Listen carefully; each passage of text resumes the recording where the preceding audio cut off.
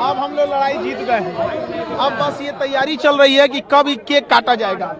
सरकार भी अब ये बात मान चुकी है कि अब री एग्जाम कराना इनकी मजबूरी हो गई है और सबके कलेक्टिव प्रयास से हम लोग अपनी मंजिल तक पहुंच गए हैं। अब चाहे मजिस्ट्रेट हो, प्रशासन हो, सचिव हो, बीपीएससी हो, सब यही मान चुके हैं कि अब हम लोग का री एग्जाम होके रहेगा। लेकिन क्या होता है कि कई लोग नाराज होते हैं ना, तो थोड़ा देर बाद मानते हैं, ये दिखाने के लिए कि हमारा भी ईगो है।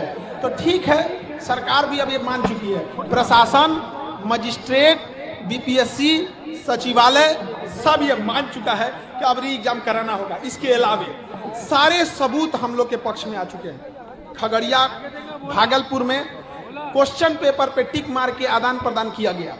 सिवान में एक कॉलेज है, हम इसका नाम हाईकोर्ट को बताएंगे, उसका बेंच नीले कलर का है, लंबा हॉल है, उसमें 35 मिनट टाइम देखा गया।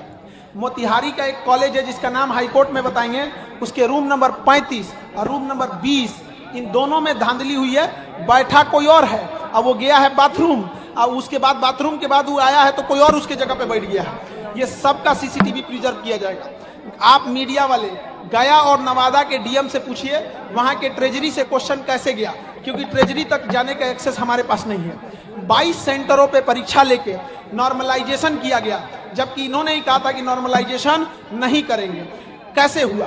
13 दिसंबर को जो परीक्षा हुई, उस परीक्षा में 6% रिजल्ट, और 4 जनवरी को जो होती उसमें 19% रिजल्ट। क्या जो बाद में परीक्षा हुई उन बच्चों को पैटर्न पता था, उनको पास पहले से एक्स्ट्रा टाइम था? ये सारी धांधलियां हुई हैं। हाईकोर्ट हम लोग के फेवर में फैसला देगा। अब ये हाईकोर्ट की मजबूरी है कि वो लोग जो है डेट दे रहे हैं, तो ये अलग बात है, क्योंकि डेट वगैरह होते रहता है। ये हाईकोर्ट की प्रक्रिया, इस पर हम नहीं उंगली उठा सकते हैं, क्योंकि हम कोई वकील नहीं है, हम वो लोग ज्यादा बेटर जानते हैं। लेकिन अब जीत हम लोग की पक्की दिख रही है। अब जो लोग कहते थे कि बच्चे कहाँ बचे हुए हैं, 2-4 गो तो बच्चे हैं, आज से 1 हफ्ता पहले ये बोला जाता था कि 2-4 बच्चे बैठे हैं।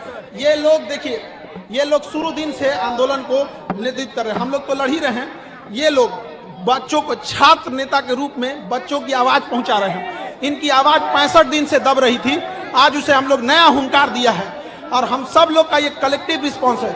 अब जो कह रहे थे कि बच्चे लौट चुके हैं, हार चुके हैं, अब सब ये कह रहे हैं अब तो री एग्जाम देना मजबूरी है, बट डेट का अनाउंसमेंट बाकी है। हाईकोर्ट से फैसला हम लोग के पास आएगा। जितना जल्दी री एग्जाम होगा उतने कम लोग फंसेंगे, जितना देर लगेगा उतना ज्यादा लोग फंसेंगे। फंसने का जिक्र किया आपने, मन्नू भाई पे भी, उनके ऊपर भी चार्जशीट हो गई है। अब चार्जशीट में क्या है क्या नहीं है वो देखा जाएगा, क्योंकि अभी तो हम स्टेज पे हैं, यहाँ से हम क्या बता पाएंगे। आप लोग मीडिया बंधु हैं, आप लोग साथ देते हैं। ये लोग हैं छात्र नेता, ये लोग ढूंढ के निकालेंगे लोग वहां पे क्या हो रहा है, और एक एक को अपराधी को बाहर भेजा जाएगा। आयोग अपने कुछ चहेते पत्रकार को भी रखी है, जिसके माध्यम से वो र्यूमर फैलाती है और कहती है कि री एग्जाम भूल जाइए। वो पत्रकार आयोग की ओर से बोलते हैं।